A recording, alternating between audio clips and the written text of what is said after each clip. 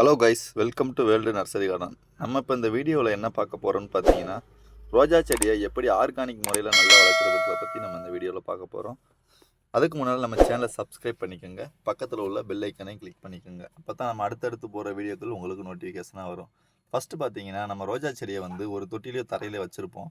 அதுக்கு நம்ம மருந்து இல்லாமல் ஆர்கானிக் முறையில் எப்படி வளர்க்குறதுன்னு பார்த்தீங்கன்னா, மருந்து சுத்தமாகவே நம்ம அந்த செடியில் இல்லாமையே நம்ம வளர்க்கலாம். அது எப்படின்றது இந்த வீடியோவில் நம்ம பார்க்கலாம்.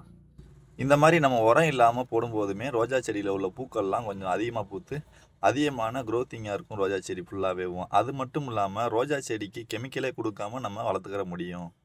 ஆர்கானிக் முறையில் ரோஜா செடிக்கு உரம் மருந்து எப்படி தயார் பண்ணலாம்ன்றதை நம்ம ஈஸியாக அந்த வீடியோவில் பார்க்கலாம். அதாவது நம்மக்கிட்ட இருக்கிற கழிவு காய்கறி பொருட்களை பூராமே எடுத்துக்கோங்க.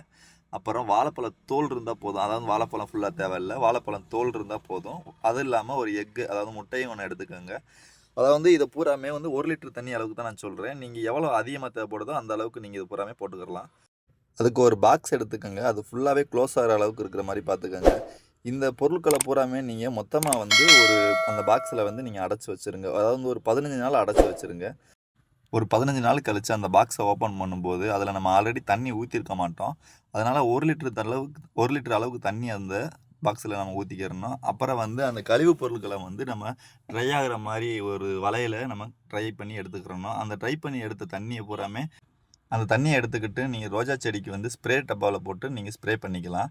அதே மாதிரி அந்த கழிவு பூராமே நம்ம ரோஜா செடிக்கு மருந்தாக இல்லாமல் உரமாகவும் போட்டுக்கிறலாம். நம்ம எதுக்கு வாழைப்பழத்தோல் சேர்த்துருக்கோன்னு பார்த்தீங்கன்னா, வாழைப்பழத்தோலில் பொட்டாசியம், பாஸ்பரஸ் அதிகமாக இருக்குது. அதனால் நமக்கு மொட்டுக்கள் பூக்கிறதுக்கு அதிகமாக ஹெல்ப்ஃபுல்லாக இருக்கும். அதனால தான் நம்ம வாழைப்பழத்தோல், எக்கு இதெல்லாம் நம்ம யூஸ் பண்ணிகிட்ருக்கோம். அதனால் நீங்கள் இந்த மாதிரி ஃபாலோ பண்ணிட்டு வந்தீங்கனாலே போதும். உங்கள் ரோஜா செடியை ஆர்கானிக் முறையில் கொத்து கொத்தாக பூக்கள் பூக்க வைக்கலாம். இந்த டிப்ஸை நீங்கள் ஃபாலோ பண்ணிட்டு வந்தாலே போதும். ஆர்கானிக் முறையிலேயே நீங்கள் ரோஜா செடியை ஃபுல்லாகவே வளர்த்துக்கலாம்.